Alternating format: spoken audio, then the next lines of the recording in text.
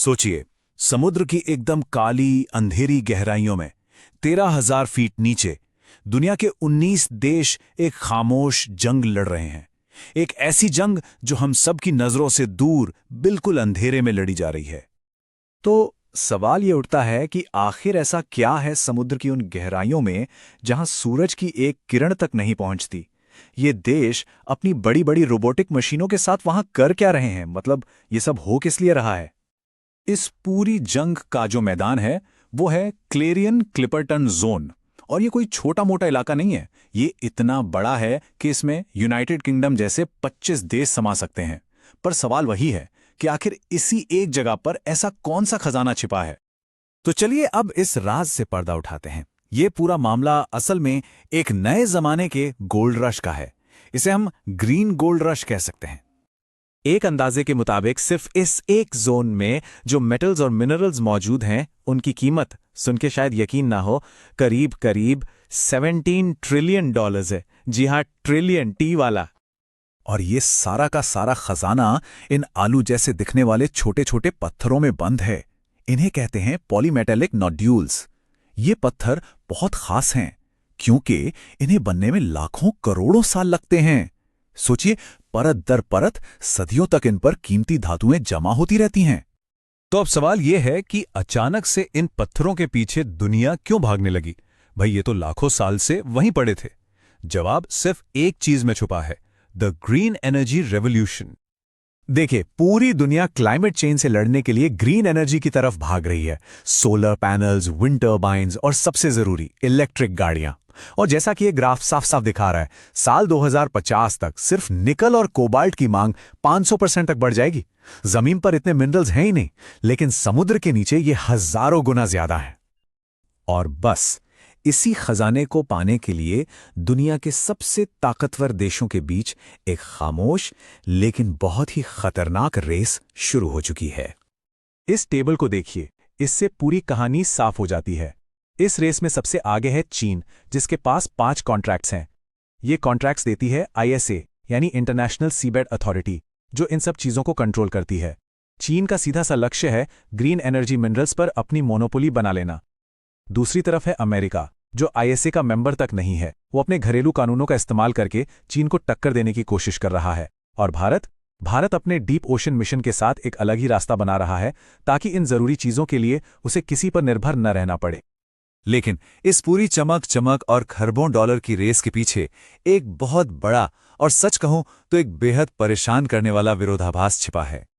सवाल यह है कि क्या इस प्लैनेट की जलवायु को बचाने के लिए हमें प्लैनेट के ही सबसे पुराने, सबसे अछूते हिस्से को तबाह करना पड़ेगा?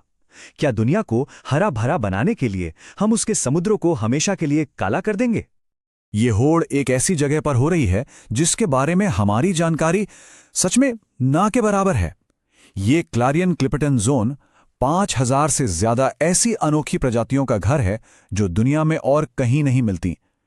और सबसे हैरान करने वाली बात तो यह है कि इनमें से 92% प्रजातियों के बारे में विज्ञान को आज तक कुछ भी नहीं पता है। वो क्या हैं, कैसे रहती हैं, हम कुछ नहीं जानते। और इसका खतरा कितना बड़ा है, इसका सबूत हमारे पास पहले से ही मौजूद है। 1980 के दशक में इसी इलाके में एक बहुत छोटा सा माइनिंग टेस्ट किया गया था। जानते हैं नतीजा क्या हुआ? उस छोटे से इलाके में मौजूद 70 से 80% जीवन खत्म हो गया, पूरी तरह से। और आज 45 साल बाद भी वो इकोसिस्टम वापस नहीं लौट पाया है, जरा भी नहीं। इस इकोसिस्टम की बारीकी को समझने के लिए जरा एक मरी हुई वेल की कहानी सोचिए। जब एक विशाल वेल मरती है तो उसका शरीर समुद्र की गहराइयों में गिरता है, और वो एक अकेला शरीर अगले 50 सालों तक हजारों जीवों के लिए जिंदगी का जरिया बन जाता है। पहले शार्क और दूसरे बड़े शिकारी आते हैं, फिर केकड़े और छोटे जीव, फिर कीड़े, और आखिर में बैक्टीरिया एक पूरी की पूरी नई फूड चेन बना देते हैं जो दशकों तक चलती है। लेकिन डीप सी माइनिंग महासागरों के लिए अकेला खतरा नहीं है। सच तो यह है कि ये उस बड़ी तबाही का सिर्फ एक छोटा सा हिस्सा है जो हम इंसान पहले से ही कर रहे हैं। ये नंबर देखिए, 5.25 ट्रिलियन।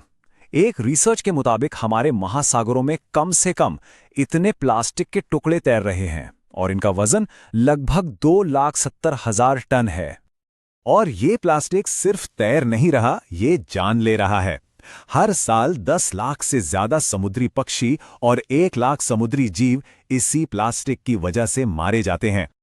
और अगर हमें लगता है कि ये समस्या सिर्फ जानवरों की है, तो हम गलत हैं। आज एक आम इंसान हर साल खाने पीने और सांस लेने के जरिए 78,000 से ज्यादा माइक्रोप्लास्टिक के कण निगल रहा है।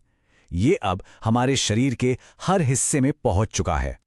लेकिन सबसे डरावनी बात तो ये है, एक रिपोर्ट का अनुमान है कि 2040 तक समुद्र में मछलियों के कुल वजन से ज्यादा वजन प्लास्टिक का होगा। एक पल के लिए इस बात को सोचिए, मछलियों से ज्यादा प्लास्टिक। और अब एक आखिरी आंकड़ा, ये सिर्फ एक नंबर है, लेकिन ये शायद सबसे ज्यादा चौंकाने वाला है। एक हालिया स्टडी में जब इंसानी दिमाग के सैंपल्स की जांच की गई, तो हर एक सैंपल में एक क्रेडिट कार्ड के वजन के बराबर प्लास्टिक मिला। जी हां, हमारे दिमाग के अंदर। तो ये सब कुछ हमें वापस उसी एक सवाल पर ले आता है, इस पूरी कहानी की, इस खजाने की असली और अंतिम कीमत क्या है?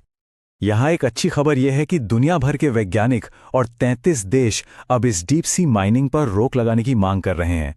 International union for conservation of nature ने भी एक टेम्परेरी रोक लगाई है, जब तक कि हम इसके सारे खतरों को ठीक से समझ ना लें।